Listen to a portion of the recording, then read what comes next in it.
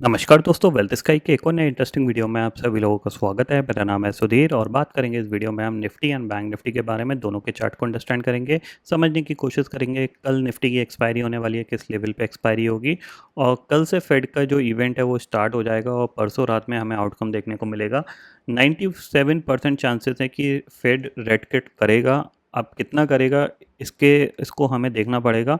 0.50 का सबों का अंदाज़ा है। अब 0.50 आता है तो मार्केट के लिए बहुत अच्छा बूस्टअप रहेगा ये, और उसका इम्पैक्ट हमारे मार्केट पे कैसा दिखेगा वो हमें देखना पड़ेगा, क्योंकि ग्लोबल मार्केट तो स्ट्रांग है और ग्लोबल मार्केट कंटिन्यूसली ऊपर मूव कर रहे हैं, बट हम अटक जाते हैं जाके 25,000 के आसपास जाके। तो हमारे ऊपर क्या इम्पैक्ट पड़ेगा वो भी हमें देखने को मिलेगा। फ़िलहाल हमें अब वेट करना है वेडनेसडे नाइट का, जब ये आउटकम आएगा। ठीक है, फिलहाल कल हमारी एक्सपायरी है तो कल तो कोई इवेंट है नहीं, तो एक्सपेक्टेशंस ये रहेगा कि थोड़ा सा साइडवेज ही एक्सपायरी देखने को मिल सकती है। हो सकता है ये थोड़ा सा और नीचे प्रॉफिट बुकिंग दिखा के 25,000 के आसपास जाके भी एक्सपायरी दिखा सकता है, क्योंकि कंपेयर किया जाए अगर ऑप्शन चेन डाटा में यहाँ पे, तो हमें यहाँ पे देखने को मिल रहा है कि जो 25,100 की कॉल है यहाँ पे करीब 2 करोड़ का ओपन इंटरेस्ट है, पुट पे करीब ऑलमोस्ट 1.5 करोड़ के आसपास का, यानी 1,70,00,000 के आसपास का ओपन इंटरेस्ट दिख रहा है। 25,000 की कॉल पे कोई ज़्यादा ओपन इंटरेस्ट नहीं है, पुट पे आपका 2 करोड़ का ओपन इंटरेस्ट है। इसका मतलब क्या है कि कहीं ना कहीं ये 25,100 से लेके 25,000 के बीच में ही एक्सपायरी देगा। अब ये कितना नीचे आएगा इसका फ़िलहाल अंदाज़ा लगाना थोड़ा सा मुश्किल है, क्योंकि आज इसने पूरा साइडवेज निकाल दिया है मार्केट और 25,120 के ऊपर नहीं निकला है। ठीक है, और कंटिन्यूसली ये ऑलमोस्ट डे लो की तरफ ही बढ़ा है। इसने लो लगाया फिर दोबारा लो की तरफ ही आ गया, तो अंदाज़ा यही लग रहा है कि थोड़ा बहुत और नीचे आ सकता है। एक्सपेक्टेशंस यही रहेगी कि 25,000 के आसपास, यानी 25,020, 25,015, 25,035 इसके आसपास ही जाके ये एक्सपायरी दिखा सकता है। ठीक है, ऊपर अगर ये 25,120 के आसपास मिलता है तो डेफिनेटली यहाँ पे थोड़ा सा सेल किया जा सकता है, ये ध्यान में रखिएगा। ठीक है, बाइंग का फ़िलहाल तो मेरा कोई मूड नहीं है। मैंने कल भी आपको बताया था मैं बाइंग में इंटरेस्टेड नहीं हूँ फ़िलहाल। जब तक ये इवेंट का आउटकम नहीं आता मैं बाइंग में फ़िलहाल इंटरेस्टेड नहीं हूँ। सेलिंग के लिए मैं पूरा पूरा इंटरेस्टेड हूँ। अगर मार्केट ने थोड़ा सा भी प्राइस एक्शन नेगेटिव बनाना स्टार्ट किया, जैसे आपको यहाँ पे दिख रहा है कि अब ये प्राइस बैंड हो रहा है, लेकिन फ़िलहाल ये 25,000 के नीचे नहीं है, तो मैं इसको एग्रेसिव सेल नहीं कर सकता। तो 25,000 के नीचे जैसी ये नेगेटिव प्राइस एक्शन बनाएगा तो फिर सेलिंग अपॉर्चुनिटी ढूंढना स्टार्ट करेंगे।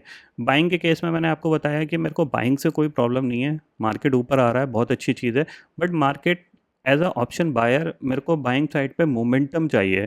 अब मैं कॉल लेके बैठा रहूँ और मार्केट मोमेंटम ना करे, धीरे धीरे धीरे रेंगता रेंगता ऊपर जाए, तो उससे मुझे कुछ बेनिफिट नहीं मिलने वाला।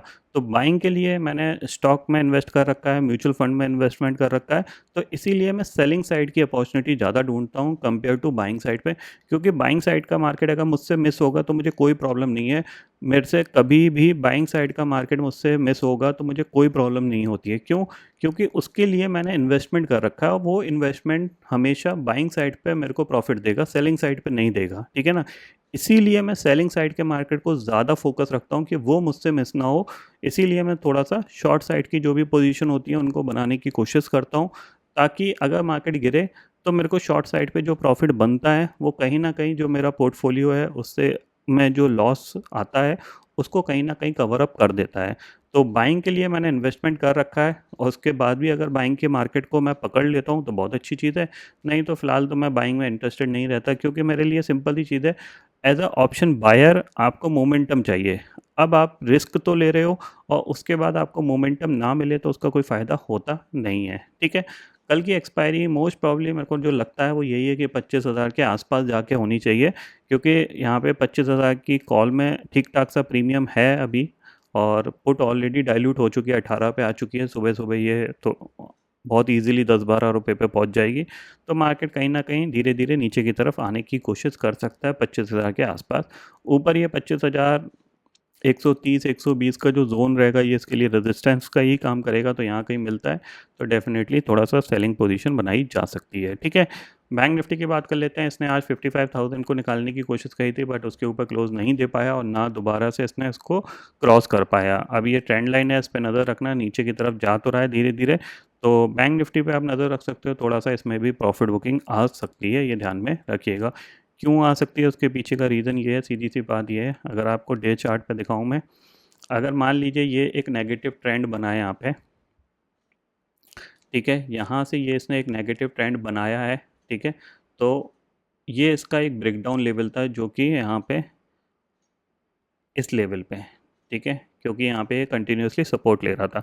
अब सेम लेवल पे जाके इसने रेजिस्टेंस फेस करने की कोशिश करी है, तो जाहिर सी बात है यहाँ पे आपको ये कहाँ गया, हाँ, ये पुल बैक आया है। और अगर यहाँ पे आउटकम आने के बाद मार्केट नहीं मूव करता है या फिर आउटकम मार्केट को पसंद नहीं आता है, तो ये दोबारा से नीचे की तरफ आ सकता है, ठीक है ना, ये ध्यान में रखिएगा, इस लेवल तक तो आ ही सकता है, ठीक है। तो ये इम्पॉर्टेंट लेवल है, 55,000 के ऊपर क्लोजिंग आती है तो ही हम एक्सपेक्ट कर सकते हैं कि ये ऊपर की तरफ मूव करेगा। अगर 55,000 के ऊपर क्लोजिंग नहीं आती है तो ये नीचे की तरफ आने को तैयार हो जाएगा, ठीक है। इतना आपको यहाँ पे समझ में आ गया होगा, ठीक है। निफ्टी हो गया, बैंक निफ्टी हो गया, बाकी ग्लोबल मार्केट, अभी तो ग्लोबल फ्यूचर्स देखा जाए तो लास्ट ट्रेडिंग सेशन में डाउ जोन्स में जो फॉल आया था उसकी वजह से आप देख सकते हो डाउ फ्यूचर अभी पॉजिटिव कामकाज कर रहा है और नैस्डैक फ्यूचर भी करीब 20 पॉइंट ऊपर कामकाज कर रहा है।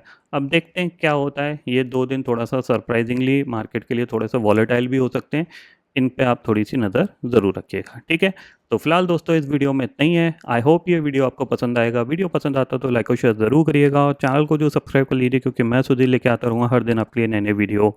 इसी के साथ शुक्रिया दोस्तों, जय हिंद।